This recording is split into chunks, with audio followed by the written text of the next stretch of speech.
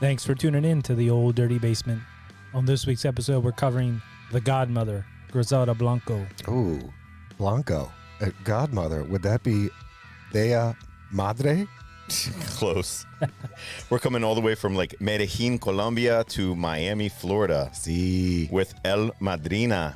That is the Godmother. Sí. Sí, senor.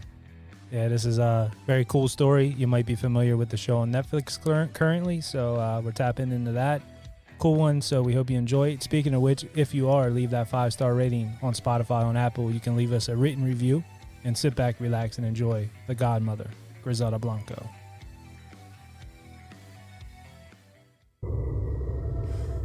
This is the Old Dirty Basement, home to debauchery, madness, murder, and mayhem.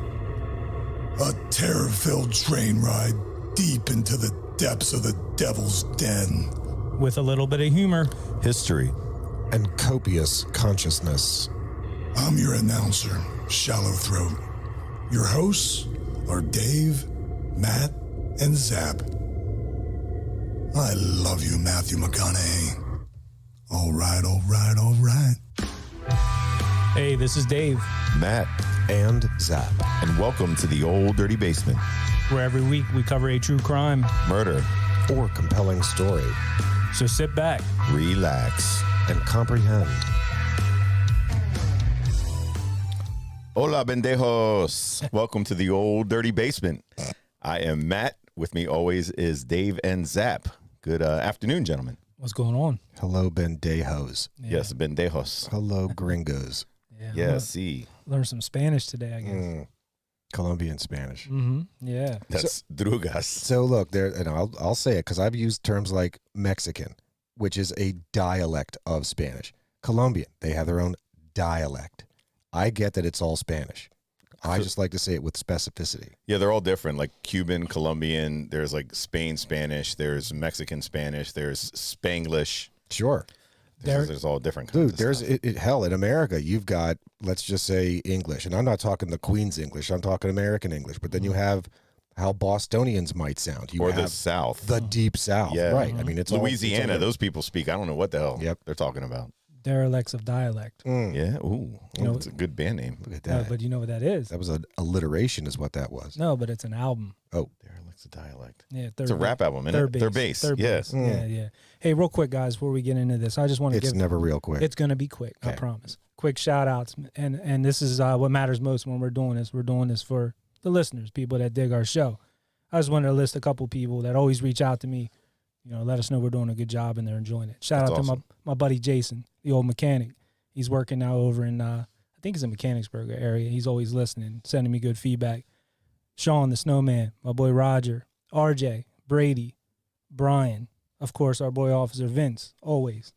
And our boy Earl David Reed, still sporting the Old Dirty Basement gear. Still sporting it. Thank you. EDR. Thank you. EDR. Thank Yep. you. I Thank see you. that on social media, and we really appreciate it. I know he travels a lot for his stand-up, and maybe he's checking out the show, so shout out to him. And you guys got anybody? Sure. I mean, of course, we've mentioned him enough already, but always big thanks to one of our number one fans, Hawk, Yeah. Al Doc, Hawk and Doc Weekend. Hawk Yeah. Doc, Joey Quarters. Oh, Got to thank Quarters. yeah, for sure. Katie up in Pottsville. Always, as always, big thanks to my wife for Oh, yeah. putting up with this and for actually listening, critiquing, giving us some good suggestions. Yeah. I think that's it for now. Okay, cool. Nice. Yeah, Matt, you got anybody? I don't even tell anybody I'm on this You podcast. just keep it. So I love it. I love it. I'm about as DL as you can get here. No, that's good. That's All right, cool. But yeah, today, man, we got a good one. This one's all over Netflix right now, but just to clarify, we're not covering the Netflix series. Maybe we'll interject where shit that they got wrong on the show. And I've going through this, I see there's quite a few things that were a little different on the show. Yeah, I seen something that was on I think it was on Netflix. They said like 10 major things that was wrong with the show. And I also think her one son, we won't get into his name yet, but he also said there's a lot of things that were different. But it was a decent series. It It was a very good series. was a good series. If you watch the series and it brought you here, definitely understand we're going over the actual factual stuff. Actual factual. Yeah. This is the real deal Holyfield. But there deal. could be some we might interject with some things from Yeah. the story. There. Yeah. But we will let you know when We'll we're let you talking know. about the show. This is the real deal Poppy Field. So yeah, why don't we get into it if you guys don't have anything else? Let's do it. All right. Today, we're covering Griselda Blanco, Also known as, Queen of Cocaine. yes, the Black Widow, Ooh. yes, the Godmother. El Nice. Madrina and El Jefe, which Oh. is, Jefe is the boss. You might have heard that from Three Amigos. I did. Oh. Yeah, they're However, Jefe worked for El Guapo. Yeah. Oh. Tell Yeah, me. the infamous El Guapo. That's right. Yeah. So he worked for El Guapo. Jefe. What is it, Plétora? Yeah, exactly. Oh, El Guapo. I'm learning so a much. man of your knowledge and expertise. Anyways, Anyways. this is about Griselda Blanco, which is Colombian for Griselda White. Ooh, real quick fun fact. We're Go. starting off. I know it's never real quick, It's never real. but Griselda is that's my great grandmother's name. But she was not in the Colombian Not in the cartel. cartel. Okay. Yeah. Interesting. So Griselda Blanco. Blanco was white. So Yes. she could be Ms. White, like Yeah. from Clue. Reservoir Dogs. Are, That's cool. Or from Clue. Yeah, Clue. All right. So Griselda, born on February 15th, 1943, in the slums surrounding Cartagena, Colombia. So when I say slums, think of, if you've seen it, District 9, like where the aliens live. Mm-hmm. That's Or- being kind. If you've seen Dick Tracy, the Warren Beatty movie, It's been a Mhm. while, yeah. that's where the kid lived. Like his dad beat the shit out of him, and Warren Beatty Dick Tracy went back to beat the shit out of him. Mhm. Probably not as colorful as those. Definitely not. It's something, if you're thinking poor in America, think way more Yeah. poor than that. America doesn't know this kind Yeah, of poor. exactly. I've seen this in maybe some border towns, like if I'm in Texas or even in some California. Like, so I've never been on the border in Mexico. New Mexico or Arizona, Mm-hmm. but like looking over at Juarez, like yeah, that's a shanty ass town, but even Juarez is in better condition than this town. Okay. So this is bad. This is bad. In fact, murder was so commonplace in this town that kids would dig holes in the ground to bury the bodies so they could have places to play. Like roll that body out. Yeah. Yeah, there. What Zap was saying too, like those places were surrounded. Like the only thing they could do for money was like there was a lot of slaughterhouses, so they would kill like animals, like pigs and goats and stuff, like basically on the streets. So like he was saying, you had to bury like entrails and different things just so you had a place to like that was kind of clean. So these It kids, was pretty nasty. these man. kids growing up are hardened Yeah. early. Yeah. But it's absolutely true that they would throw in dead bodies. And I'm not talking animal bodies and not just intestines. I'm saying like just dead Bodies, dudes. blood, and nastiness. Yeah. Roll them out of the way and, We want to play soccer here. Dig a hole. Let's throw a body in there. oh, geez. So, of course, this woman grew up knowing that crime would be her only way out. Now, she engaged in petty crimes as soon as her two little legs learned how to run. Hell, when she was 11, she and a group of other kids kidnapped a 10-year-old boy from a wealthy Colombian family, hoping to collect a ransom. Despite the boy being held hostage, the family refused to give in to her demands. Proving her resolve, Griselda put a gun to the young boy's head and pulled the trigger. This is Dude. 11. That's wild. That's at wild. 11 years old. She blew his head off. Mm.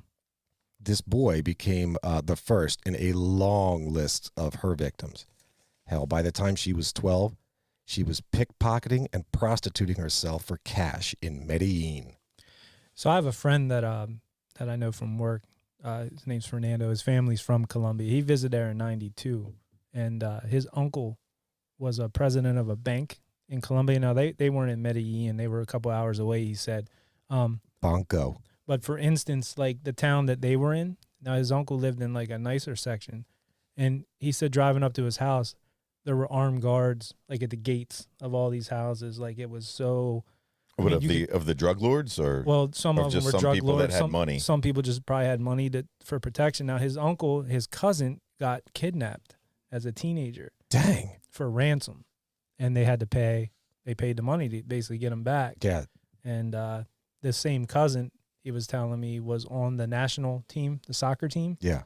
and he was playing there, but that was run by cartel, and they were pretty ruthless. I don't know if you remember a story about a guy that was on that national team. I don't know if it was World Cup soccer, missed a goal. He was a goalie or something. Oh, yeah, I forget. they killed him. They killed him. Jesus, what? Yeah. Because he missed a goal. Yeah, I mean, they take their soccer seriously Clearly. over there. It's el football. But Football. but he was giving me like, you know, he grew up in America. He went there to visit in 92, and he said like, it's a beautiful country. There is like a lot of good areas and stuff. A lot of this stuff gets really pumped up like in the media and all that. You know, he said definitely now it's not nearly as bad as it was, but What you're saying is there's more to Colombia than just drug lords. right, exactly. You know, he said, and if you're at that time when he was there, he spoke English. He said like, you're a chick magnet. He said like it was amazing the amount of women. That's that a you good could song. Get, you know what I mean? Oh, chick magnet. Yeah. So it was interesting to get his perspective, actually being there in that country, not growing up there, but just visiting. You saying that, Dave, with I think a lot of like places like Colombia, Cuba, Mexico, there's still like a lot of people go there, they enjoy their vacations, but they're staying on like a resort. Dude, a compound. Yes. Let's be clear. Those compound. places are guarded, their security. A lot of people think it's cool to go off the compound, as you're saying, or the site that they're on, and going off of these places and going into the cities. If you like being human trafficked, go off the compound. Yeah, you might be in trouble. If you like getting robbed, yes. get off the compound. It's not a good thing. These places are still kind of scary. Like Dave said, not how they were maybe in the 60s, 70s, 80s, 90s, but today you still need to be aware of your surroundings. Yeah. I was surprised to find that they were touristy, like on the coastline, that they have places. But he said they do. Like you're talking about, like I don't know if it's sandals, but yeah, resorts. Something There's plenty of like resorts. that, yeah. Sure. I was surprised to find that, but yeah. Look, they've all got beaches. All these True. places got beaches, man. And if it's decent cocaine. enough, well, there's going to be Cocaine, money to be yeah. made somehow. Right. Clearly, there is more to Colombian the Colombian economy than Drugs. just drugs. Mm-hmm. But Colombian is that's the best you can get. There are safer places to vacation. I'm just saying, drug wise. I mean, it's pure. Yeah, It's good. Good coffee too. The source. Ooh, that's true. Juan Valdez. Oh, who sang a song about the Colombian there, Zap? About Juan Valdez? No.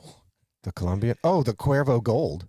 Yes, very good, very So good. that was I know Steely your Dan. fans. Yes, I know your Shit, fans. yeah, man. The fine Colombian. That's right. Make tonight a wonderful thing. That's a good song. All right. Fantastic. In 1956, at the age of 13, Griselda met Carlos Trujillo. Now, for just us American gringos, it's Trujillo, but pronunciation-wise, it is Trujillo. Thank you, Matt. Mm-hmm.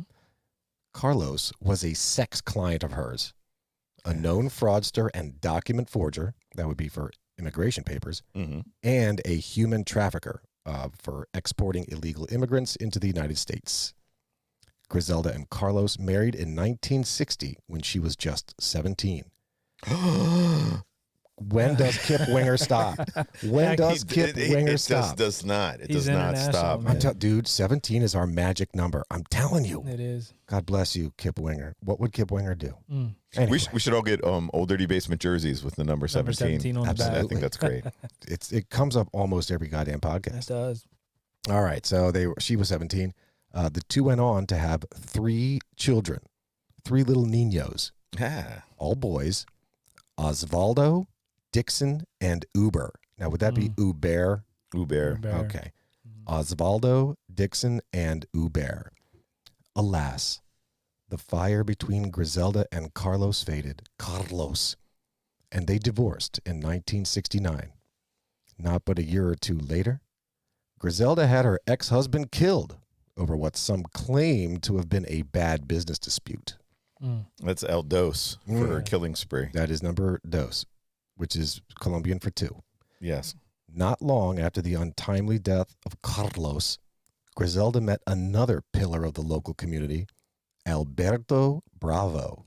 He's slaying the rock. Yeah. Instead of moving illegal immigrants, however, Alberto moved cocaine for the Medellín cartel. The two swiftly went into business together, establishing a cocaine enterprise in Queens, New York in 1966. They married in 1968. So she really wasted no time. No time. Yeah. To get, This is get when it was all somebody else. business. I got to get the hell out of Medellín. Yeah. Well, they said growing up, like she realized like the shit she lived in, and she was like, I'm not going to be here. Like she would tell friends or people that knew her at a young age that I am getting out of here some way. Her dreams are going to come true. She's like Disney. Hell yeah. Griselda's and Alberto's business had started small, with modest amounts of cocaine being smuggled by individuals in their suitcases on commercial flights. Griselda then became creative in her smuggling scheme. She purchased an underwear factory and designed and produced underwear with secret compartments in which the cocaine could be smuggled. But it's never enough, is it? Within a few years, the couple had their own planes flying the coke directly from Colombia into the States. A few more years later, we're now into the early to mid-70s, and cocaine was all the rage. And in New York City, where the drug trade was controlled by the 5 families of the Italian mafia, Griselda and Alberto were able to undercut the mafia's product by having their own direct connection to the source in Colombia. By 1975, Griselda's and Alberto's business was grossing tens of millions of dollars per month and had a network of more than 1,500 dealers, enforcers, and smugglers. 2 things on that. So could you imagine if she was producing these underwear and stashing coke, if one of those sets of underwear made it, I don't know if she was selling that stuff. Could you imagine you going and buy like a set of underwear, lingerie, and there's like $10,000 worth of cocaine? Yeah. You know what I mean? I see what you're saying. Like if part of the assembly line process is, okay, now after we've made the underwear, before we seal up the compartment with the coke, you got to put the coke in there. And then we seal it up and then it goes into these boxes. So these boxes are the coke underwear. These boxes, just in case you wanted to, I don't know, make use of her production facilities, Make it these look are legit. these are for the masses. Could you imagine if one slipped the wrong way? Huh. That'd be a good day. A good find. But no, like for her to smuggle that coke from Colombia to New York, with those pouches and stuff, she would use prostitutes from Colombia, women that had nothing. They were poor women, and she would treat them really well. Yeah, they depicted that in that show. Yeah, They showed them and but back in the day too, it wasn't how you're thinking today. Like you're not going through scanners. This is way before 9/11. they got away with shit, so much yeah. stuff. Oh my so God. they said a pretty woman that flirts with like the guards and stuff. They don't even check women back then because they could be charged with touching them all up and stuff like that. So they kind of just let like the women go.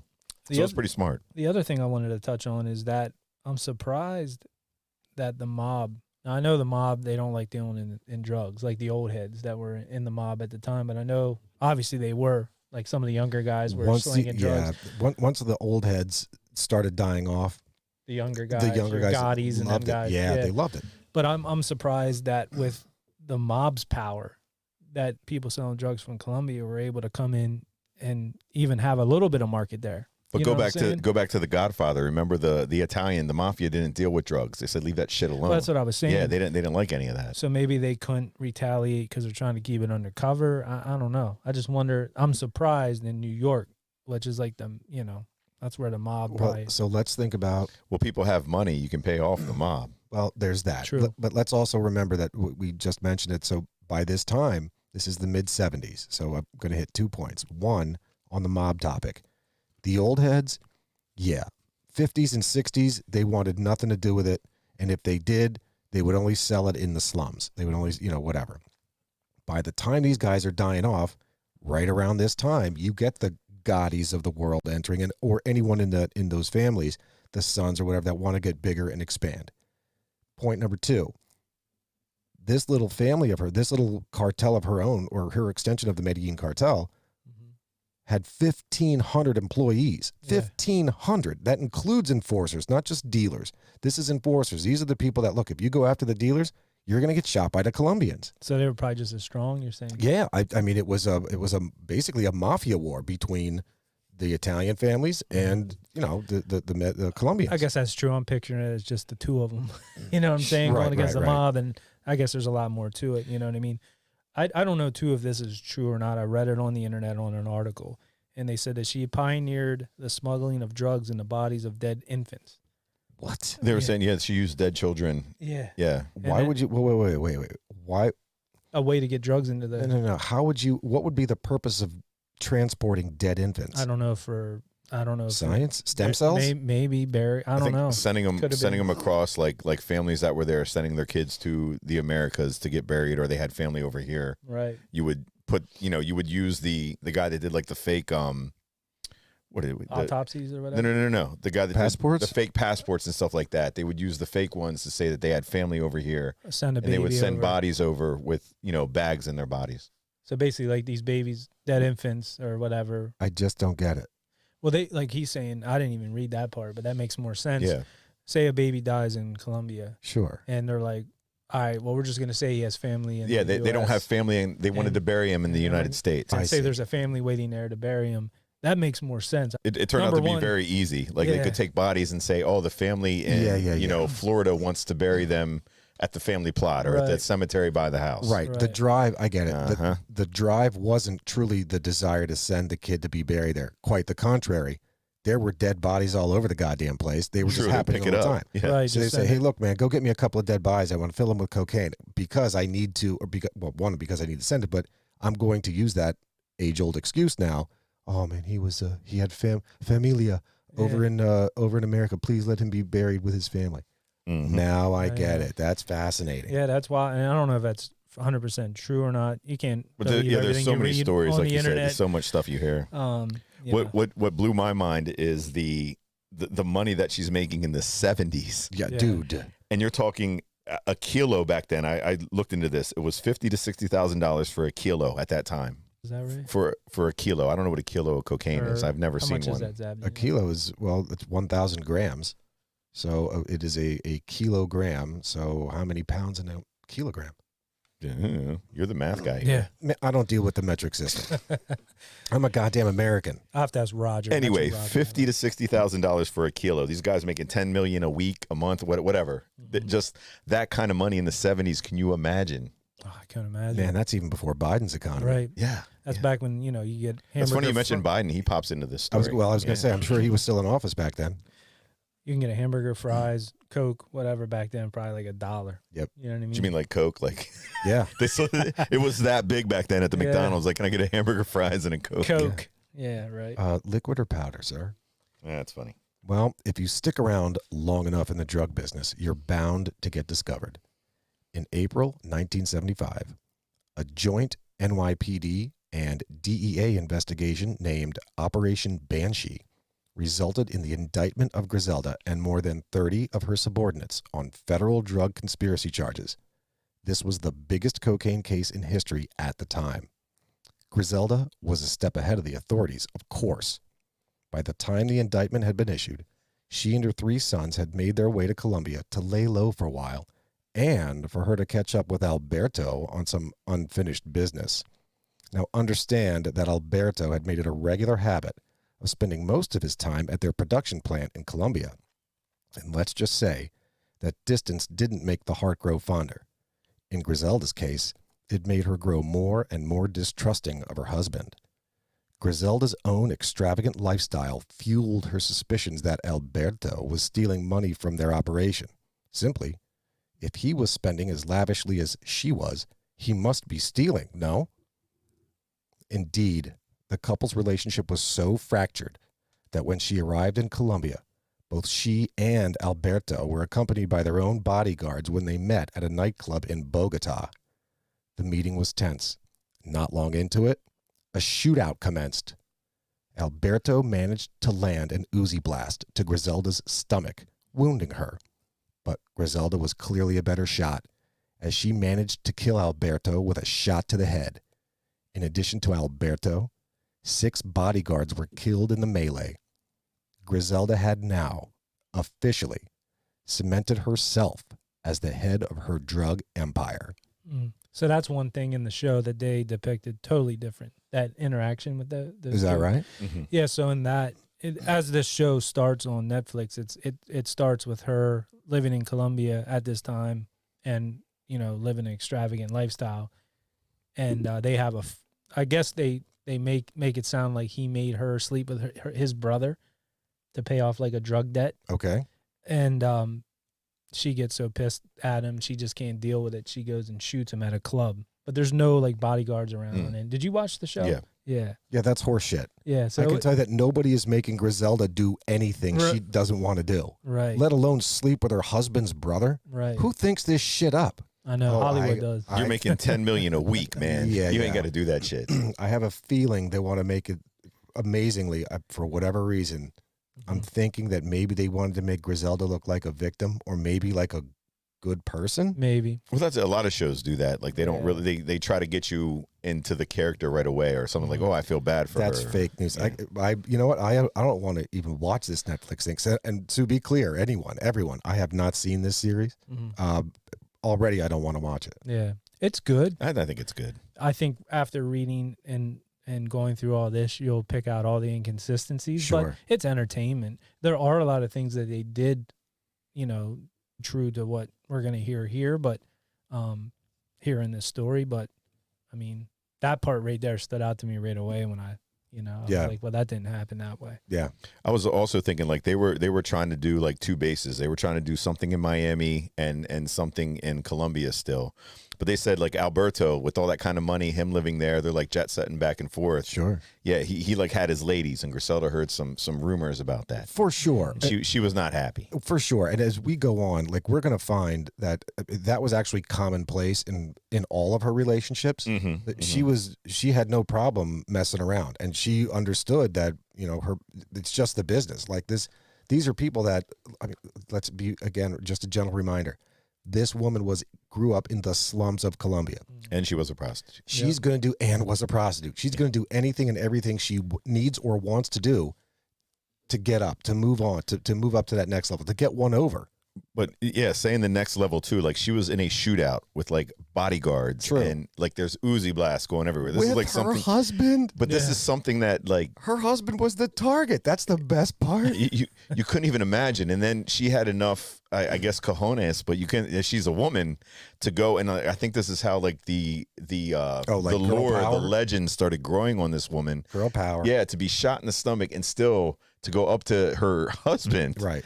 and shoot his face off. So- like that's, and I think she had a 38 is what I read. Yeah. Yeah, Strapped to her inner thigh. that's crazy. That's wild as hell. So just to be clear, so what I just explained about the death of her husband, like she shot her husband, it is widely known. Like that is, you go to any decent source, that's the story. But the show makes it out that she just got revenge on him for making her sleep with his brother. Yeah, so in the show they I don't really get that. Like it was something along that. they had a debt that he owed to his brother. I remember that part. And he goes to her like, look, you used to do this for a living. It's not a big deal. Just go and sleep with him. So, okay. And he's always had a thing for you. And she went and did it. And then I guess I forget exactly from the show if there was something else going, but that was like the main drive, was like, if you do that to me, you don't care about me. That's you don't messed love up. me and all that. So But to give a shout out to the show though is I like the way that it was done in Spanish. Like you're reading. oh, yeah, it's all subtitled. Yeah, it's mostly all subtitled because Oh, no, like I'm definitely not watching it. but no, but sometimes you go to see these like these German guys, like they're talking like, they have like these bad German Sure. accents. Right. Like just speak German if it's supposed to be in Germany. Like I don't know. I did. Yeah, I enjoyed dug that about that. They Like the gave it whole a- thing was done well. authenticity, although it wasn't really authentic, I guess. But Not even close. no. Well, after the murder, Griselda and her sons returned to the States in the late 70s. And this time, they set up shop in Miami, where the local cocaine trade was thriving thanks to a network of recently arrived Cuban refugees. Miami in the 70s was the gateway to Latin America, and it became a magnet for the criminal underworld of narcotics. Griselda wasn't very good at sharing. She wanted nothing to do with being just a player in the vast game. She wanted to own it. And so it was, in the late 70s, Griselda and her enforcers went on a killing spree of rival dealers, the end goal being the elimination of all competition. Her approach was simple: kill everyone. If you bought drugs from her and didn't pay on time, she'd kill you. If she brought drugs from you and didn't feel like paying you, she'd kill you. And not just you, everyone around you, including innocent bystanders. Griselda's methods were extreme and certainly fueled what became known as the Miami drug war, but the violence paid off. In seemingly no time, Griselda ran a distribution network stretching from coast to coast, employing thousands of people, and was raking in well over $80 million a month. Say that again, please. $80 million per 70s. month. Quick in the math. That is 70s. like close to $1 billion That is a year. ridiculous money. $1 billion a year. There is no doubt that her lavish lifestyle and over-the-top spending on everything from properties to a fleet of exotic cars was well funded. Now people think like Taylor Swift is like baller these days. This lady had, like Zap said, exotic car. Like she would get cars, get drunk at like parties, and shoot up her cars. You can't because she didn't have imagine. nothing else to do. You can't imagine the amount of this cash. It doesn't exist. 5, 6 private jets. Like you're talking, she had 2, 3 houses. She had a place in New York. She had a place in Miami, a place in Los Angeles. Like this. Here's the crazy thing, though. So I found this website. It was it lists the 20 richest drug dealers of all time. Sure. She ranks number 9 What? at $2 billion. Number 1's Pablo Escobar. Sure. I think he was like 30 billion. He owned the country. He owned And an island. Who And he owned like the ran for country? governor and some shit. Yeah, but just to put it in perspective, they put her value at $2 billion. Yeah. So I mean, it's a lot of money, and I don't know if that's back then money or if that's on the current. But yeah, number 1, and then right behind her, number 10, which I don't even know how they equate this to drug dealing, but they put Al Capone on there at 1.2 billion. But I guess because at the time alcohol was an illegal substance, Sure. they considered dealing illegal substances. Sure. But This was in like the 30s though. Yeah. Capone was 30s. yeah, and they based his story, Scarface, on the name Scarface. I wonder if guess. any of that was adjusted for. Inflation and Yeah, stuff. yeah. Yeah, you wonder about that. Oh, go ahead. Sorry. One other quick thing too on the you talked about the Cuban refugees. Yeah. So at the time there was it was called the Matt again on the pronunciation. Starts with the M, right? Mariel boat lift. Castro, I guess at the time sent it was like 125,000 refugees. Hey, if you want to go to the States, here you go. Get Now's on your this chance. boat. Yeah. We're gonna send you over. Viva Fidel. Right. So of those 125,000, the majority of them were like Criminals. They just got out of prison, basically the bad people. Sure. So they come over and they're looking for work and they're looking for this kind of work. So she was able to tap into that market, and these people did not give a fuck. I mean, they were just like shooting up. They didn't care. She was her army. Yeah. Yeah. Right. And she was like nice to these people too. Like she would give them money. She would take care of them if they needed anything. Yeah. They also said like she was responsible for over, I think, 200 or some murders at the time. I read the same. Yeah. And it was said that some of the coroners, like there was bodies like just every day, and then like the heat in Miami, that they would have to rent refrigerated trucks Stinky. to put the bodies in because there was just so many of them before they could even get to the autopsies. They said, I think the one number I heard that at one point before she was active, it was like 100 homicides a year, and it jumped to 400. So that's a pretty big jump. So to be clear, and Matt was, I read the same thing about the 200. My understanding is that 200 is at her hand. Like she was the killer. Oh, she actually did it. Okay. This has nothing that excludes anyone that she directed to be killed. Oh, I didn't hear that. I thought like she had her army would just go out and like shoot places up or just take people out. I didn't know. Wow, 200. So 200 is just her. There was more than that by virtue of her enforcers, by virtue of this, that, like go kill these guys, go kill those guys.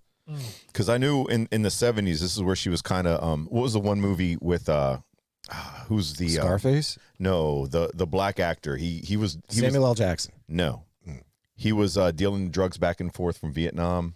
Oh, American Gangster. American Gangster. Starring Denzel. Denzel, yeah. Yes, it was kind of like around that time where she was always in the shadows. But at this point in the 70s where she just had, $1 billion a year, she started like showing up at Studio 54. She was throwing like these crazy parties. She would have like orgies. She would threaten like prostitutes, like, I'm going to kill you if you don't do this. Yeah. So they were just like, this lady had money you could, I couldn't even understand. And some wild ass fetishes. Like Matt just scratched the surface. Like the orgies were just the start. Like what went on in these orgies and how long these orgies lasted. Like understand, cocaine will keep you up for a long time. Oh yeah. But they were saying too, like it wasn't the cocaine. Also, she was also getting into like people were starting to mess with crack. Crack is whack. In the show, they depict that. Yeah, and that's I read that she was. Yeah, she was starting to get on the pipe a little bit. Dang. Yeah. Crack is whack. Clouded her judgment. Yep. Leave that crack alone. All right. Well, despite the busyness associated with being the godmother of the cocaine world, Griselda found the time to marry her third husband, Dario Sepulveda, in 1978. Dario.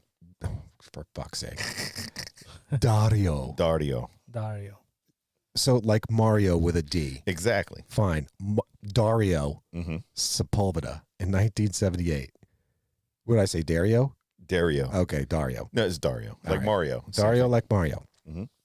The two went on to have a son together, Michael Corleone Blanco. Wherever did she get that name? And yes, they did name him after Al Pacino's character from The Godfather. Wow. You know, there's a rule in the drug trade. Don't get high on your own supply.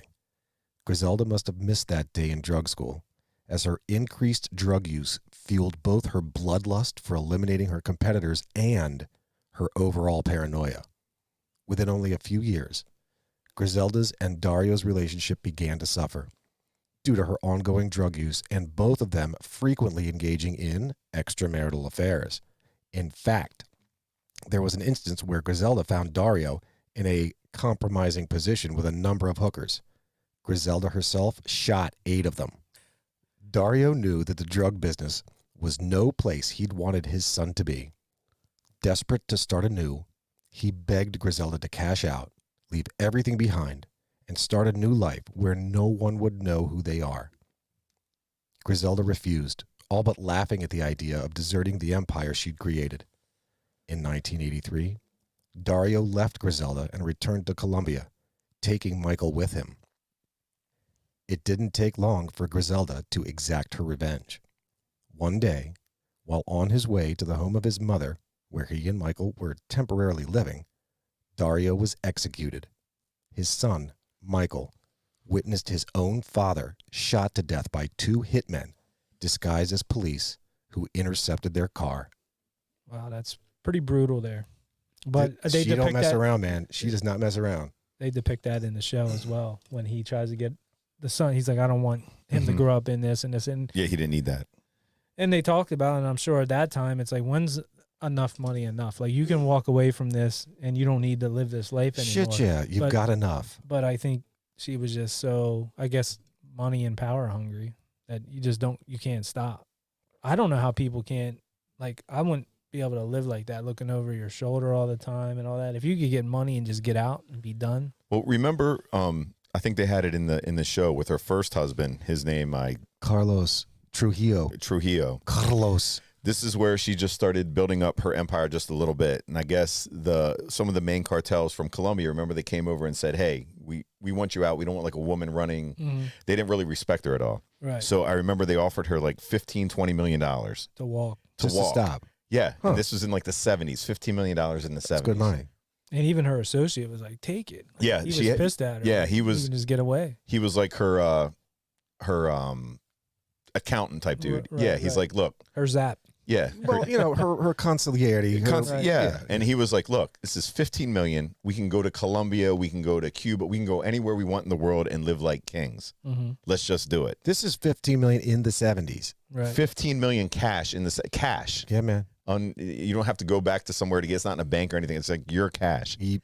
And she was like, fuck that. She's like, I can make that in a day. She's like, I don't want it. She could see the vision, you know? Yeah, what I mean? Like, but this is when she was young. This is before, like, she was even in the game, and like she was like, "No way, I don't want it." And the guy's like, "You're crazy." Dang.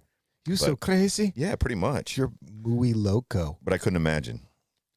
You don't even know. nope. I was also. Did you guys mention the thing in Time magazine, or is that in the story? Wait. Was she the woman of the year? Pretty much. Pretty She was much, close. It was yeah. her and Taylor Swift. No, but this is when all those murders were being ordered. Like you said, like people were just dying nonstop in Miami. No cops looking for a murder. Right. Yeah, like 2 a.m. shit. But there was like beheading stuff on the street. There was so much violence that in 1981, Time magazine publishes a story with the cover "Paradise Lost," and it was all about the Miami. cocaine wars in Miami. Yeah. Yeah. That's the thing. We just mentioned it, that there was a thing called the Miami drug war. Mhm. Yeah. Like that show, Miami Vice. Mhm. Yeah. That was inspired by real, true life events. Like the drug thing was really fucking bad. Those two were cool as shit. Shit, yeah. Crockett and Tubbs. They invented being able to wear a sport coat over top of t-shirt. Mm-hmm. Oh, I have going through this. I came across not El Chapo, not who's the other guy? Pablo Escobar. El Guapo. Well, El Chapo and Pablo were the two main dudes that people hear about. They don't really Hey, hear El about. Chapo. They don't really hear about Blanco that much. Mhm. But he had Escobar had 3 hitmen that looked just like us. Get for the real? what? I have a picture. Like I will show you guys. That's awesome. You got to pull that Oh out. man, I gotta look at that one. It is the most amazing thing I've ever seen in That's my life. cool as shit. And I was like, wait, is that? I thought they like took pictures of it like our podcast. Dude, I'm curious as to whether the picture might be the three guys sitting on a table with microphones in front of them. That's wild as hell. That's cool. Wait, am I the guy in the middle? Yeah, it's me. Which one am I? You're over here. Yeah. That's me. That's awesome. That's hilarious. I need that picture in my life. they were his like these dudes killed everybody. Like they just didn't care. The guy's like wearing like a fake Varney like shirt. That's awesome. Matt, I would love for you to send that picture to us, and Dave, I would love if you use that picture as Like the cover. one of the advertisements for this podcast. Dude's thing said sweats. He's got blood on his pants. Dang, blood on the sweats. That's a goddamn. But this guy shame. kind of looks like Rico Tubbs. Yeah, he does kind Yeah. of look like him. Yeah. There's like looks like my cousin or something. Right, That so guy nobody can see that. No, No. but they will. Remember, But anyway, yeah, I just found that funny. That is cool. that is cool, man. Yeah. Remember Griselda's second husband, Alberto?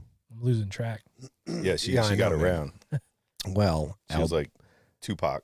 Alberto had a nephew named Jamie, and Jamie, Alberto had Jamie. Jamie. and he learned that Griselda was responsible for his uncle's murder. Obsessed with revenge, Jamie spent every waking moment plotting Griselda's assassination. Griselda learned of Jamie's intentions, and also learned that he contracted with two gunmen he'd imported from Colombia to assist in her execution. Between her nephew's intentions to kill her, increased heat coming from the Miami-Dade Police Department and Federal Drug Enforcement Agency, and that paranoia-inducing drug habit of hers, Griselda decided to take a break. In 1984, Griselda fled to California, affording her the ability to lay low for a while and to tap into the West Coast drug market. The two assassins Jamie had hired followed her, as did the DEA. On the morning of February 20th, 1985, DEA agents raided her California home, where she lived with her son, Michael, and her mother, Anna.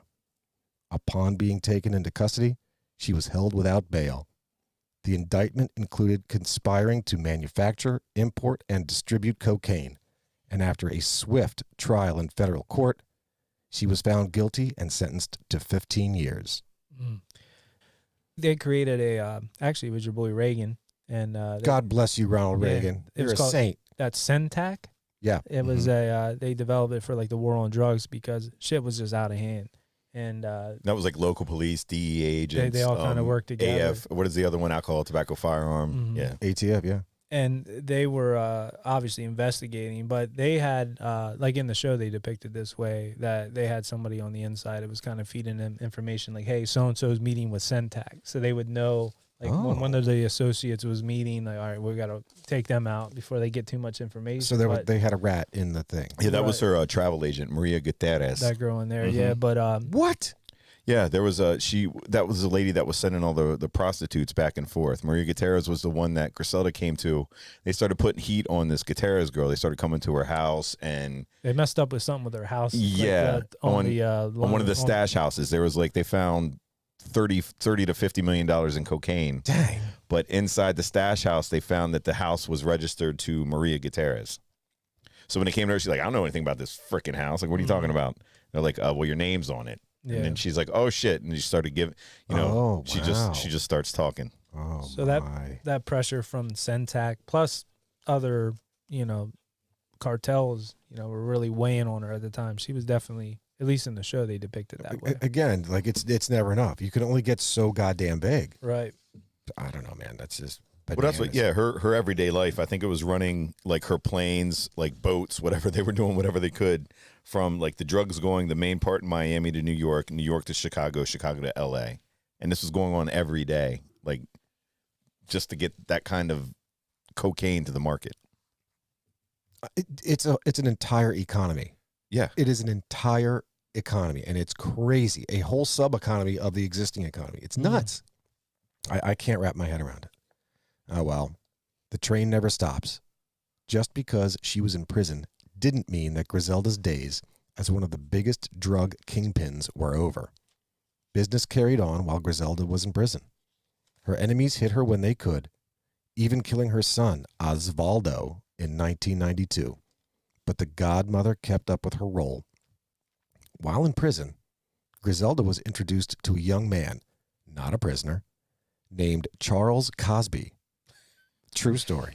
I'm waiting for it. I'm not even. Thank you. I'll do it later on. He was a petty street hustler who was awestruck and inspired by Griselda's ability to move such massive amounts of product and rise to the level to which she'd risen. The two became close and ultimately became lovers. Charles, who became tasked with keeping up with distributors, had earned the trust of Griselda to run much of her multi-billion-dollar business while she remained in prison. Yeah. So that Charles Cosby, there's two good documentaries, Cocaine Cowboys 1 and 2. And Cocaine Cowboys 2 really goes into detail with his Cosby's he's on the documentary talking about his relationship with her. Okay. And how he met her and stuff. It was really cool to see how that all went down. He caught that on the news, like her incarceration and all that, and was like infatuated. Like, oh my God, like I can't believe how much cocaine she's moving. Yep. He was It's like all turned on. Yeah, he was. It was literally like he was talking like that. So he was a small time drug dealer. He wrote her a letter basically saying how much I admire you. And she got the letter, wrote him back, and then it turned into phone calls, which later turned into visits. I had found that when a female, there was a mutual friend. So he had a female friend that had confided in him and said that she had once worked as a runner for Blanco. Mm-hmm. So again, he's back and forth with this, and he asked her to, reconnect with Blanco. And to his surprise, she did. Blanco's like, sure, I'll meet the guy. She actually said this. So this friend of Cosby's, of Charles's, said to his woman, or the girl said to him, she told Griselda, I know a young black guy who wants to get in contact with you. And Griselda said, yeah, sure, tell him to get in touch. And that's when the pen pals and all that good shit came in. So bring me the coke. That's exactly what I was waiting for. Yeah, I knew it wasn't going to last for too long. No, I couldn't hold it. The pot was starting to bubble over there. It was just boiling up. But what is this Cocaine Cowboys? Because I keep seeing it every time I look at Griselda Blanco. You didn't see it yet? No, I have not. It's fantastic. Okay. So part one is dealing with pilots that were flying cocaine into Miami. I guess probably around this same time. Would this be more like Escobar into El Chapo, or is this like the Escobar Cocaine times? Cowboys 1 was, I think, either at the beginning of Escobar or during her time. It was kind of like the end of her time, the beginning of Cocaine Cowboys is showing you the development of Miami, how these high rises are going up, and it's all drug money. The banks, they got to build more banks because there's all this money coming in, and the local economy is booming off of all these drugs coming in. So that's Cocaine Cowboys 1. Cocaine Cowboys 2 is all from this Cosby's perspective. He's interviewed on the whole thing, and he's talking about his interactions with Griselda. And there's one story on there that really got me. He was having a relationship with her. They were having sexual, intercourse in prison. Like, she would pay $1,500 to the guard to basically like look the other way so I can take this guy in this back room. It was the back room. It was back of the multi-purpose room. Multi-purpose room. And so he was in there hooking up with her and stuff like that. She opened up her empire to him, like, hey, I'm going to connect you with these drugs. That sounds like a... Yeah. She opened her empire. Yeah. So he had that going. He's getting big time now. He got a Corvette. He's got cars. He's got money. Everybody know me. So he goes and he meets this girl while he's visiting her in prison. There's this blonde girl in there, and she slips him his phone number. She slips him her phone number. Okay. He calls her, and they start having a relationship. Oh, God. So one day... Are they having the conjugal visits also, or well, he didn't get to her? She's not in prison. She was visiting a relative in prison, so she's out free. So they're conjugaling all over the place. All right. So the one day he's driving home, and there's a drive-by shooting attempt on him, and he gets shot at and actually takes a bullet in the arm. So he knows this is probably coming from Griselda now. Mm-hmm. He had a phone that he kept. It was a cell phone. Now this is back in the early 90s. It was one of them like flip phone, Motorola, whatever looking things. Mm-hmm. She was the only one that had the number Griselda. So the one day they were in his bedroom, him and this blonde girl, and the phone rings. Oh, God. And she's like, she picks it up and answers it and gives it to him. And he's like, why'd you do that? And she's like, Charles, trying to get him killed, man. she's like, Charles, do you know what loyalty is or something like that? And he's like, yeah, of course. You know, and she's like, well, why are you doing me like this? He's like, what are you talking about? He's like, you're with that blonde girl right now and this and that. He's like, what are you talking about? And she goes, go open your blinds. And he opens the blinds and there's two dudes in like a car out there. Oh, wow. Like looking in on him. Jesus Christ. So basically, like, she had eyes on him at all times, and then the car drove off real slow. But you could tell, like, she's like, I could have you killed right now. Sure, for damn sure. So she had so much power just from prison. And this guy's perspective, it's a great, great show. And it goes into a lot of this stuff. I love the way that it's filmed. It's like a Discovery Channel show. So you're really seeing like the live people. Like there's some dramatic to it, but with absolute historical accuracy. Oh yeah, You definitely got to check that out. Yeah, there's no artistic liberties taken. They're just telling the story. Did you get to see the Cooking Cowboys too? Yeah, I didn't. Well, I didn't see two. I saw the part first one. Yep. Okay, yeah. What always gets me is these like relationships that are like these budding relationships from in prison. Like the last who did we just talk about last week or 2 weeks ago? I can't remember. Gypsy Rose. Yeah, her husband she met in prison, or Good old 82. and like Bundy, all these like murderers, they all get like girlfriends, wives from prison. Right. It's where you meet your loved ones. Yeah, there's also another thing. I'll get into it when we're done with this, but an interesting story. Now, this is from this Cosby. We'll talk about it at the end. But this is crazy if it's true. I'll save it for the end. Okay. All right. Little foreshadow there. That Cosby thing was amazing. When they actually, so after the pen pal, basically, like, you know, back and forth between those two, they finally met at the prison. And when they met, like, she was all over him. Oh, yeah. Like this super just long, passionate kiss. And then when they finally sat down, like they got down to business. I know. So So she was doing drugs with Cosby. Oh in shit, prison. yeah. He says to her, she actually says to him, "So how much do you need?" Oh, He doesn't know what to say, so he said, "I don't know, 50 keys." She just simply nodded, and the meeting was over. Like it's easy. 3 days later, the doorbell rang at Cosby. Now she is in prison. 3 days later, the doorbell rang at Cosby's house. When he answered, some Latino woman showed up, and she had 2 packages, and she said, "I have a delivery from the Godmother," and that was the 50 keys right there. Damn. Within a month, within a month of meeting Griselda, Cosby was a millionaire. Oh, easy, yeah. Absolutely a millionaire. Mm-hmm.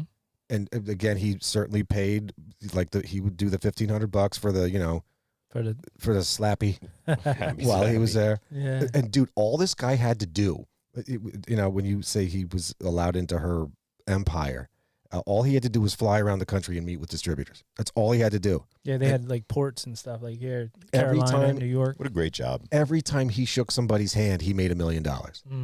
I mean, he was basically her protege. And the thing was, like, her associates did not like it at all. Hell no. He looked like Milli Vanilli, didn't he? No.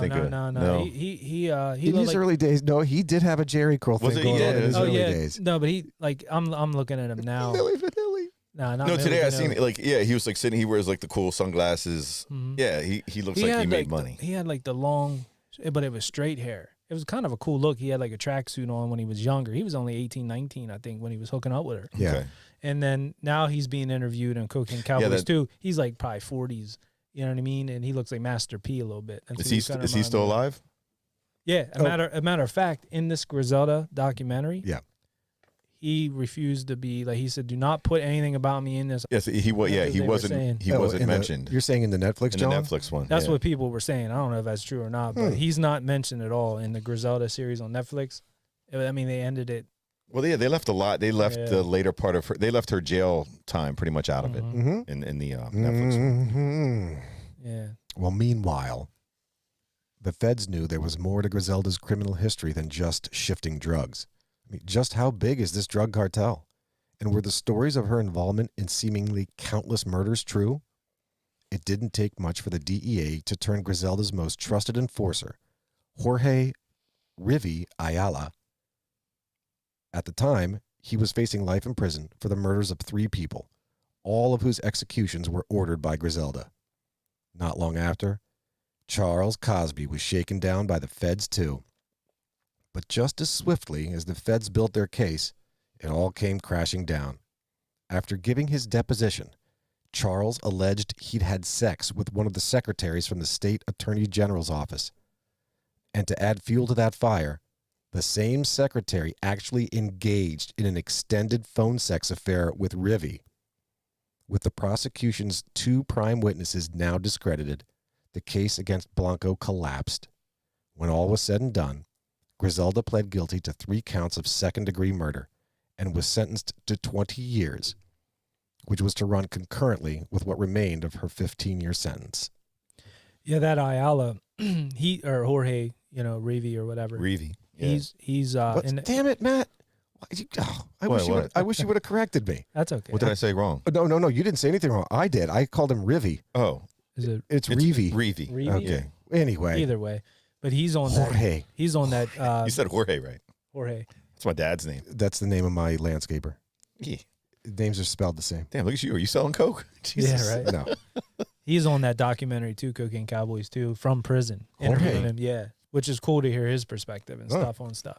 But yeah, he, like I said, that guy in the show, in the Griselda show, they show that whole phone sex thing with the secretary and stuff. He's like, that touch your breasts. Yeah. I put them in my mouth. They Delicious. made that dude like real good looking on the Netflix show. He kind of looked like It's one the killer. 70s. None of these guys looked good. No, but None on the of them. show, they, even her, they made her like really, really hot. It's Sofia Vergara. Yeah, she didn't look like that. In real Look, this Griselda broad looked nothing at all like Sofia Viagra. I promise you. No. Promise you.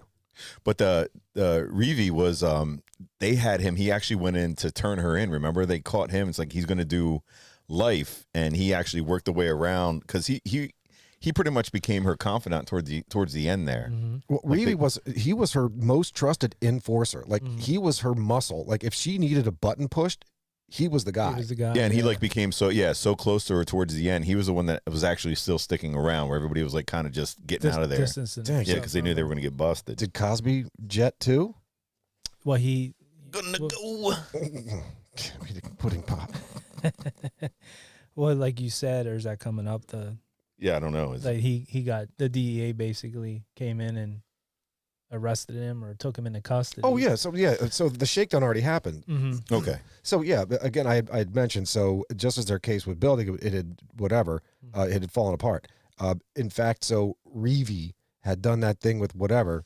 That same chick, Charles Cosby, alleged he had done some sexy stuff with her, and their whole case just collapsed. Went down. There was zero credibility left of the witnesses. He talked about that on that documentary. They sent him to Florida, and he was like, I don't really want to go to Florida because she's got connections down there. I don't want to get killed. She's got connections everywhere, bro. Yeah, but like I guess he felt really in harm's way down there because that's where she's from and the cartel being down there. Sure. When he was down there, he was staying at a hotel with police in there around him and stuff. And this secretary, I guess, when he was in with the lawyers and whatever, passed him in a hallway. And this guy, I mean, he's telling from his perspective. This guy's Rico. This is Rivi Suave. Yeah, once again, this girl puts her phone number in his hand and was like, I've always wanted to. This guy's a pimp. Gracias, senora. Yeah. See? So she either had this girl, if she's doing phone sex with Rivi and then smashing this Cosby guy. Dang. She had a thing for bad boys, I guess. It is lonely. What you gonna do? Dang. She said she came to her. Oh, his oh, room. hey. Come on.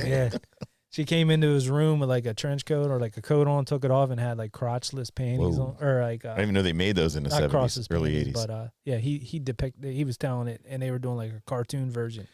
Now, did we talk It was about? good. It was real good. Jesus. Did we talk about how like where they came to the motel? Motel. Did we get that part? Holiday Inn. Or did you mention that, Zap? No, I didn't say shit about anything about a hotel. Where she knew where the cartel was coming to assassinate her. See, there again, that was in the show. Uh-huh. But here, that's not how that shit went down. But see, they're saying like it wasn't in a mix of that. No, not at all. Like Is this where they had the DEA come into her house and say, Griselda, you're coming? She's like, oh, I'm not Griselda, I'm Betty, or something like that. Whoa. Wow. Netflix, you suck. You really took a lot of artistic liberties there. Mm-hmm. Griselda was at this John in California. At her house, right? Just at this easygoing bungalow with her mother hanging out. And then the DEA just broke down the door one day. Like she was being chased by not only, I guess this goes back now. We're going back a little bit. She was being chased and followed by the DEA and 2 assassins that were hired by Jamie, Alberto's nephew, that wanted to get exact revenge. In the Netflix show, it's the Ochoa cartel. They came after her on the show. The Ochoas, they were coming to like kill her, and she was basically like, "I'm gonna turn myself in, because they can't get me if I'm in prison." the so that's true- on the show, which is not. yeah. You know, Gotcha. But the true story is, I think, like what Zap said, the DEA agents, and I saw that because they go, Griselda Blanco, you're coming with us, and she's like, I'm a Betty. Oh, no, I'm just the maid. Yeah, that's so right. she was like, my name's Betty, and they were like, no, we got fingerprints. You're under arrest. That's hilarious. Now, so I guess I can see that it made sense for her, like to basically say, you know what, the fact that I've always got a target on my back. I've always got to look, behind me. What's going on? Sure, fuck it. I'm not going to fight you. Yeah, take me to prison. Mm-hmm. I mean, maybe that was enough. Yeah. Oh, Basically, I'm done. I would have. Shit. Thanks to a lifelong love of smoking cigarettes, Griselda was released from prison in June 2004 and was deported to Colombia. She'd had a heart attack in 2002 and was granted compassionate release in 2004. She'd been certain to squirrel money away during all of her years in the drug trade, and she had plenty of money waiting for her upon her return to her native land.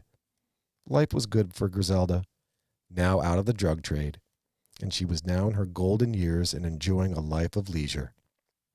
On September 3rd, 2012, while leaving a local butcher shop in Medellín, Griselda was gunned down by a lone assassin on a motorcycle.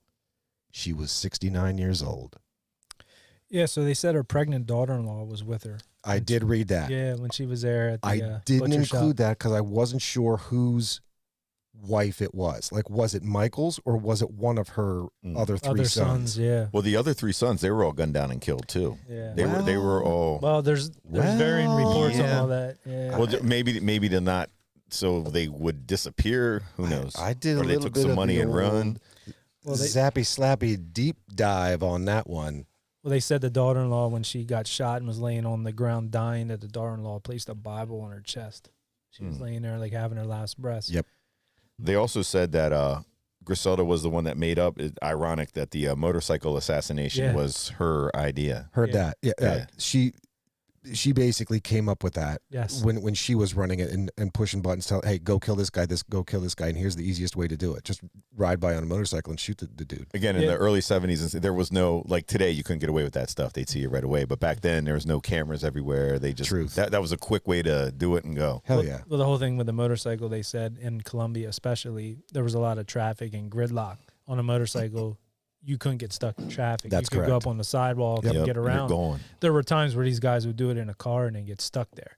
Yep. And then the police come and you're just sitting there in traffic. I mean, you can see that anywhere over in the Middle East, like Beirut, whatever. Like that shit happens all the time. Mm-hmm. All the time. Yeah, but going back to my three sons there, or the four. Yeah, Yeah. Uber. To know today, like the only one is that I know of living is Michael Corleone, and he still has like a podcast. He's out there he got like his own line of clothing. Oh, really? Yeah, like this guy's like baller. All right. How old is he?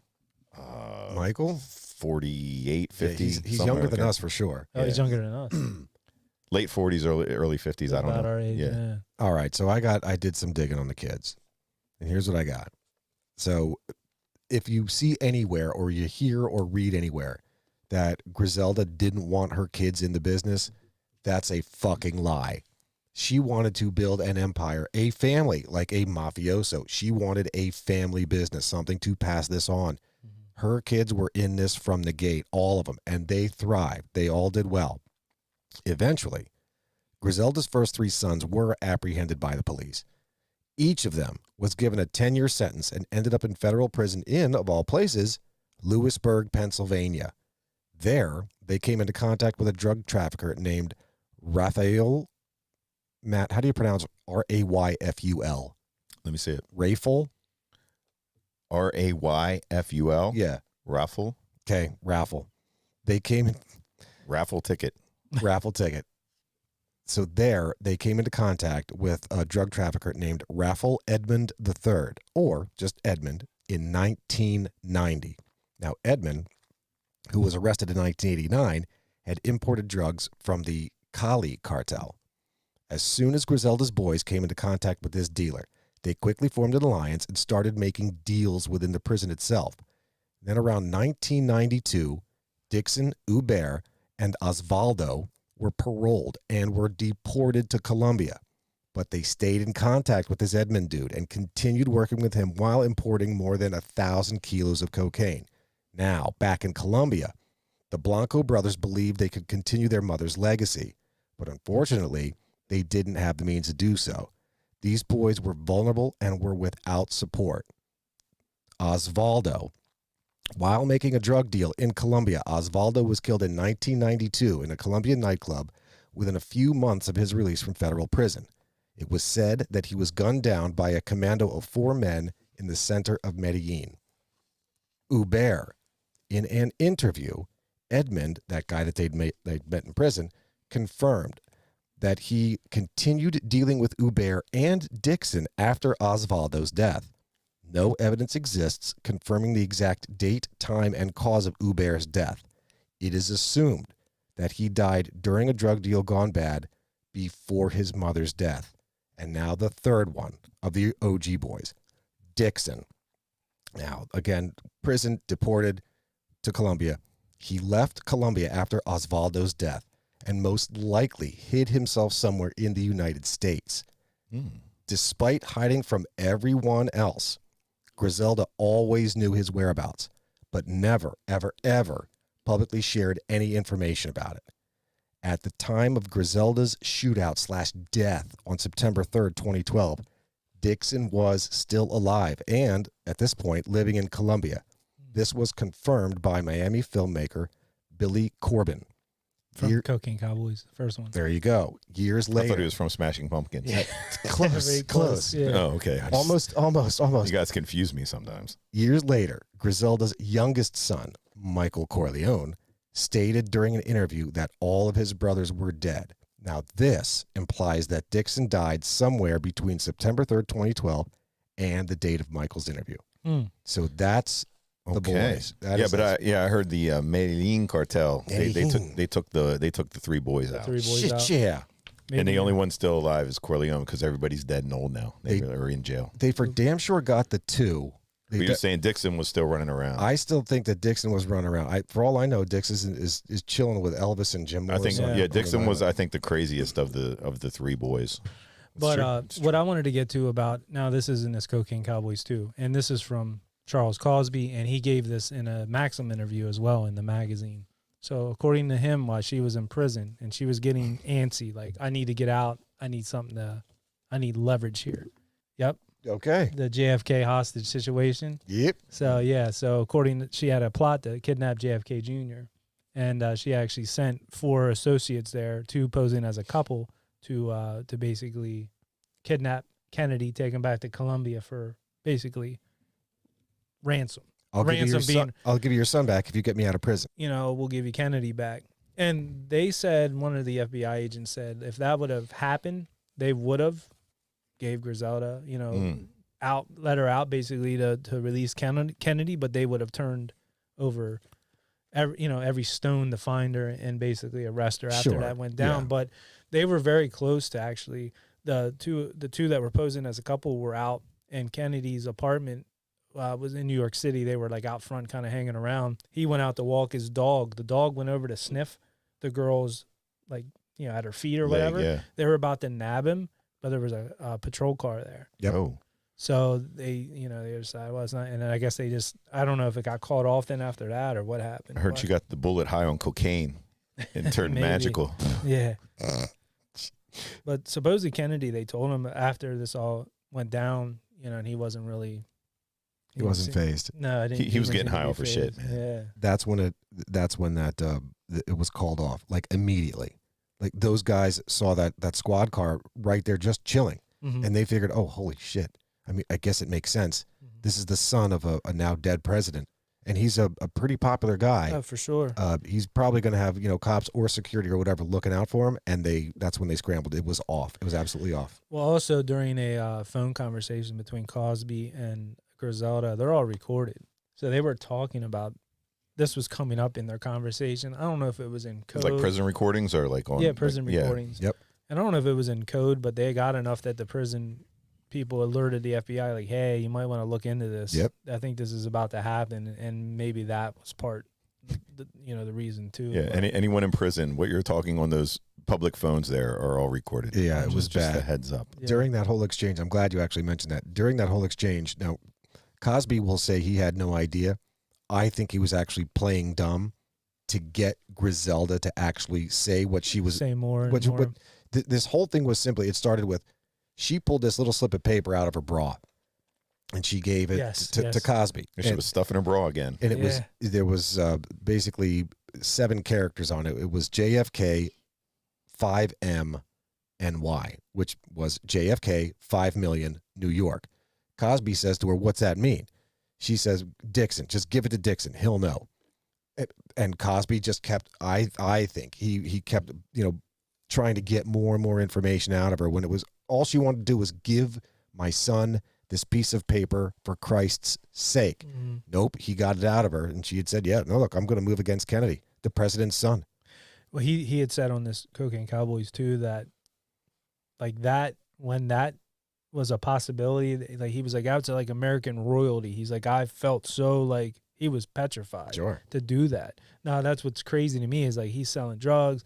I'm sure there's stuff going on, like murders and stuff around him, and that's the one thing that got him. He was like, I ain't fucking around with the Kennedys. You know what I mean? He was just like, I guess he figured they'd throw the book at him. If the that Dead Kennedys. If that would have, Ooh. Good band.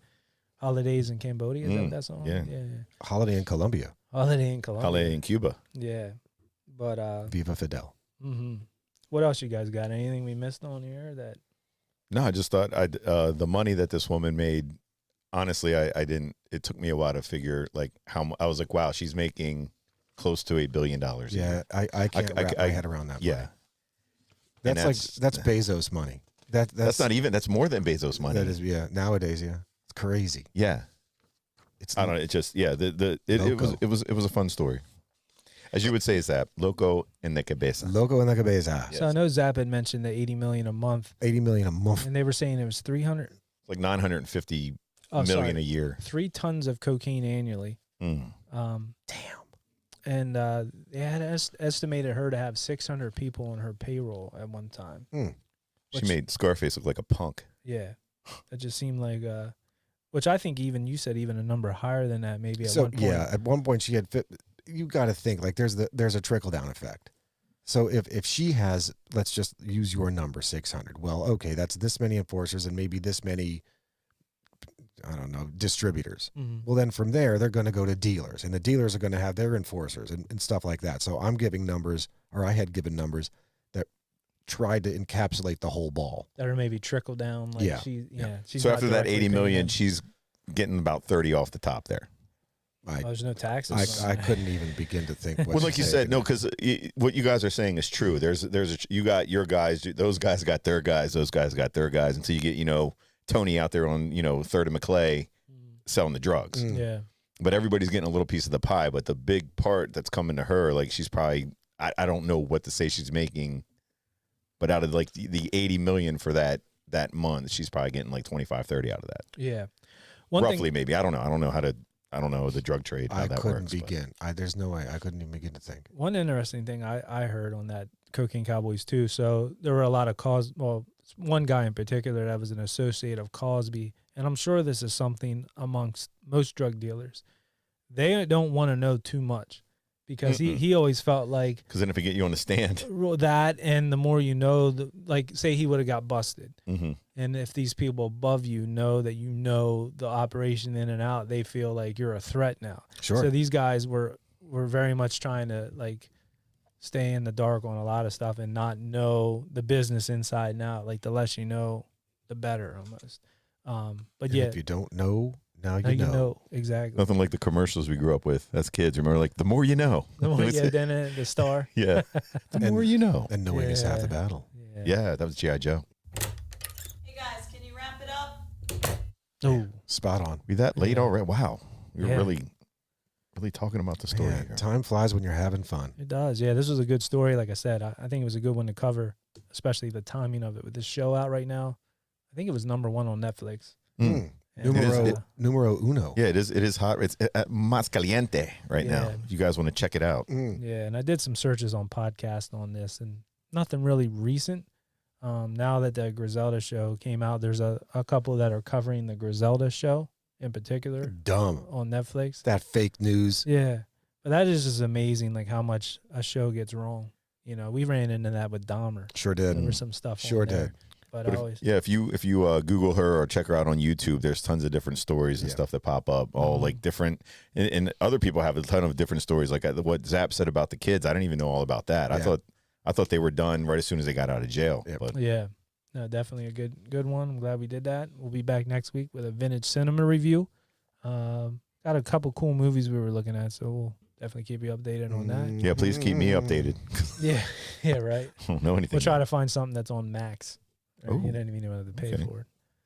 But yeah, I guess that's it. You guys got anything else? I got nothing. Yeah. No, thanks for the write up. Hey, Thanks, Dave. That was good. Thanks Had for the fun. memories. Yeah. Yeah, so don't forget to leave that 5-star rating on Spotify and Apple. Leave us a written review. And I guess that's it for now. So we'll catch you where?